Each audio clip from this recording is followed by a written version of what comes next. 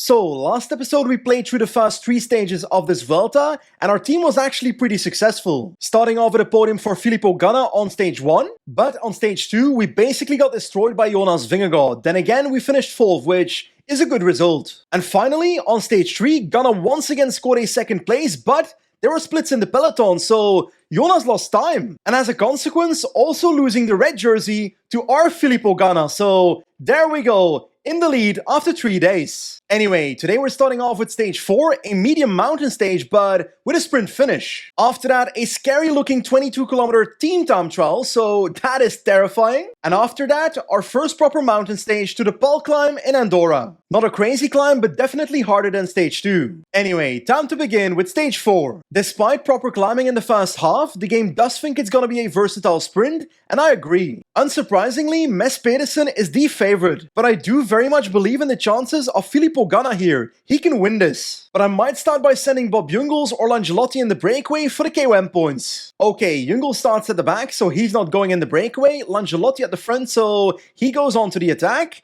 Meanwhile, Filippo Ganna with a -1 in the peloton, but a very good-looking red kit, so that is stunning. So, one friend has been found for Langelotti, but the fast KOM point is in 1 kilometer, but we don't even have to sprint because Slok is basically done for. Bellocchi is trying to bridge Thierry as well, but we're gonna take the points here, so that's nice. Over the top of a Fat Cat climb, so 3 points. I decided to let the other breakaway riders catch up to me because I don't think I can do everything alone here. The next 2 climbs is a long effort to do solo. But actually, more riders have caught up and the breakaway is now 9 riders in total with multiple teammates for the likes of Burgos BH and also Arkea. But I am the best climber in the group, so I'm not exactly scared. 78 medium mountain on the day. That's excellent. The break is now on the 2nd climb, the Col de Montgenèvre, a proper medium mountain, but there's some solid punchers in this group, so I gotta make sure that I tire them before the top so I can easily take the points. 12 seconds later.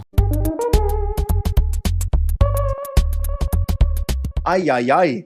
I bottled that one. Honestly, that basically means we have to win the next KOM to take the jersey, so let's do that. Okay, some people are attacking. Simon Carr decides to attack with 3 kilometers to go towards the top. I can't respond to that, I need to do my own tempo. There we go. That cracks Arcas Thierry as well. And I'm hoping they basically are overextending. That's my way of winning this. Oh, Simon Carr is really pushing through 1 kilometer towards the top. Can I still pass them in the last segment here? Come on. There comes Langelotti, but he's running out of energy. Come on, come on, come on. Oh, I don't know. I don't know who won that. Yes, it is Victor Langelotti taking 10 points on that climb. That was super close, but we take the jersey. 12 seconds later. Actually, no we don't. We don't. I'm 1 point behind. Ay ay ay. I can't believe it. I just did a real-life Alaphilippe. Okay, wait a second. We just had an intermediate sprint and Pedersen and Van Dijk sprinted for it in the peloton. In doing so, they accidentally got a gap from the peloton and now they are continuing. So they're trying to bridge towards the breakaway, which I'm not complaining. They're wasting energy. This breakaway is not making it. Anyway, the peloton has caught Pedersen and Langelotti with 18 kilometers to go, so that was not a threat at all, but Pedersen certainly wasted some energy. Last 3 kilometers, IPT moving up on the left side of my lead out. Let's go 99. Turner is looking very nice, very nice, very nice. He can launch a lead out right now. Ganna in the wheel, Bernal in the wheel as well for positioning. 1.4 kilometers to go. Ganna can launch right now before this corner. Come on, Ganna. This one is yours, Ganna. This one is yours. We've got Philipsen on the right. Ay, ay, ay. That man is going to be the death of me. He's there always, every single time. And once again, we get 2nd. But actually, Egan Bernal finished on the podium, 3rd place, somehow beating Pedersen, which I will welcome the 4 bonus seconds. And of course, Filippo Ganna is still in the red jersey by 16 seconds on Bernal and Pedersen, Vingegaard on 27 seconds. But I did very much bottle the KOM jersey because sitting on 1 point of Carr, we could have been in that jersey. Anyway, once again, not a stage win, but a 2nd and 3rd place. That is a successful stage. That being said, I really want to start winning stages, but I don't think it's going to be the next one. Stage 5 is a 22-kilometer flat team time trial, and I am notoriously bad at team time trials. But our team, Ineos Grenadiers, is pretty good at them, 2nd favorite, behind Visma Leasebike. Honestly, I don't have high hopes, but I'll try my best and we'll see what happens. So, every other team has started this time trial, my team is about to begin, and I decided to pause the game because we gotta talk about our game plan. I think step 1 is making our best time trialist do the longest pulls. So instead of 10 seconds, Filippo Ganna's gonna be pacing for 20 seconds at the front. And actually, Magnus Sheffield with 80 time trial can also do about 18 seconds. And the rest of our team, Turner, Rivera, Bernal, Jungels and Kwiatkowski, are basically average at time trial. So let's do about 6-7 seconds. Langelotti is 66 time trial, so pretty terrible, about 1 to 2 seconds. But I think I might put Bernal on maintain position to make sure he does not spend too much energy. To be clear, I don't know if this strategy is remotely any good, but I guess we'll find out. 3, 2, 1, and there we go. Our time trial has begun. 12 seconds later. Ooh, Ganna was pulling so hard that Langelotti in his wheel was struggling and is off the back, so my strategy is not perfect. Into the first time check, let's take a look. 6th place, that's okay. Second time check incoming, Ganna is pulling and there comes the time. 7th place on 40 seconds, so pretty bad time trial. At this point, I'm basically doing a duo time trial with Sheffield and Ganna at the front, but Kwiatkowski is about to fall out of rotation because he's basically out of energy. Bernal, Rivera are all still looking okay, and oh my god, that's the finish line. I did not realize the finish was so close, so I don't know what's about to happen when I click start, but I didn't even sprint in the last kilometer. 3, 2, 1, let's take a look. 5th place, 44 seconds down. Not great, but I guess it's not an absolute disaster. The winner is actually not Visma Leasebike, but UAE Team Emirates by 25 seconds on Visma. But the question is, who is in the red jersey? Wait a second, it's still Filippo Ganna by 8 seconds on Jay Vine and Vingegaard in 3rd. Like, I tried my best, but that was far from a perfect team time trial, losing 44 seconds to actually 46 seconds to Ayuso and Almeida. As a consequence, Bernal drops down to 9th place in GC, 18 seconds down to Ganna, but within 10 seconds of the other GC riders. But I have to say, I'm just happy we didn't lose 2 minutes. But stage 6 is our first proper mountain stage, so I do hope we can move up in GC with Egan Bernal. Up to this point, it's been great to have Filippo Ganna in the red jersey, but he's definitely losing it today, so I'll use him as a domestique. And also, I don't really believe in beating Jonas Vingegaard at this finish, so it's all about surviving for the podium. Come on, Egan, this is your moment. So, I was gonna start by getting Langelotti in the breakaway, but he's starting more than halfway the peloton, so getting him in the breakaway will be difficult. Bernal with a -1 day, Ganna with a -2. Ay, ay, ay. What happened to my team? I'm trying to set a bit of tempo in the peloton on this fast climb to keep the peloton close to the breakaway so that Langelotti can bridge once he gets to the front. There we go, maybe to get a with turner, that might be an idea on the left side of the road.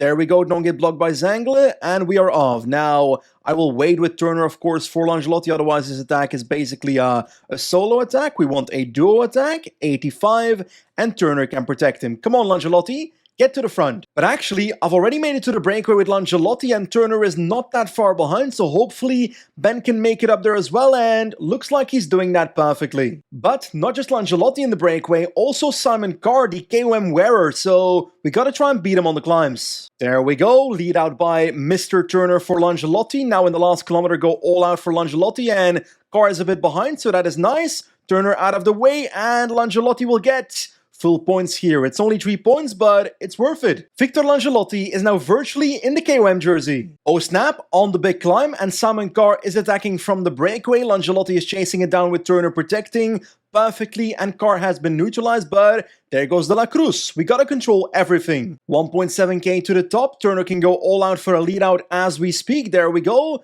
Langelotti in the wheel can attack right now on the left side, right side of Turner. Come on, left side, okay.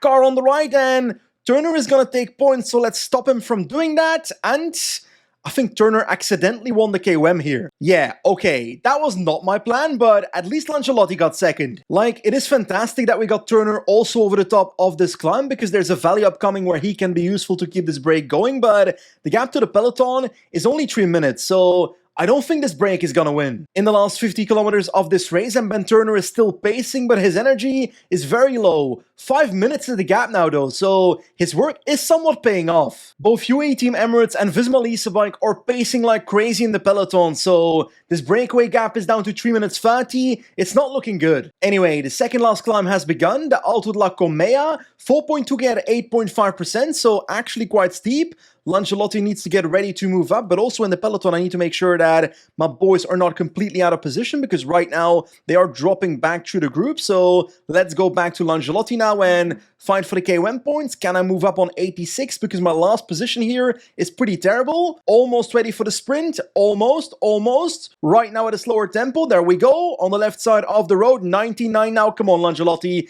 Take these KOM points. Wow, pulls in your wheel, but actually, we're gonna lose this properly. Nonetheless, Victor is still first on 22 points. Now in the last 10 kilometers, I've dropped back Langelotti from the breakaway because this breakaway is not making it. Bernal needs to survive and that is my main goal here. 10 kilometers of climbing. My position is not terrible, but it's not good either. So let's try and move up a little bit without spending too much energy. Come on, Bernal, hold on. Last 4.5 kilometers on 85. Rider by rider, people are dropping. We're still in the wheel of the group. There goes an attack by Vingegaard, but we cannot respond to that because we're just trying to survive at this point. Langelotti is going to be our best domestique after a full day in the break where we're going to pass a Ayuso right now who is completely done for into the final kilometer, but at the front of the race, Jonas Vingegaard is fighting for the stage win, dropping Almeida as we speak in the final kilometer, so he's going to be winning this stage of the Vuelta a España right there. But what about Egan Bernal? He is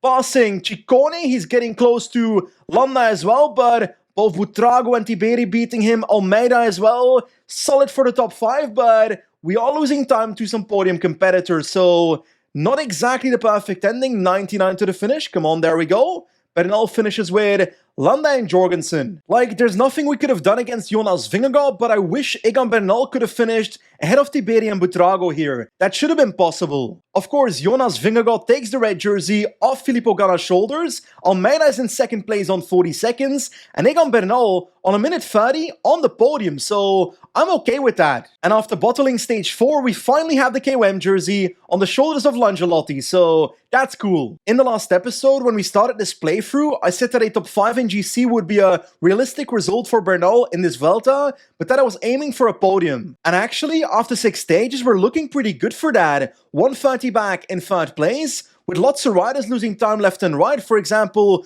Juan Ayuso losing more than 2 minutes. Next episode, we'll start off with stage 7, which is basically a carbon copy of stage 6. After that, a flat sprint, so once again, Ganna versus Philipsen, and a logarithmic medium mountain finish on stage 9. Anyway, I'm very much enjoying this playthrough so far. I hope you are as well, but I'm afraid that's it for today. Thanks for watching, and I'll see you next time. Goodbye.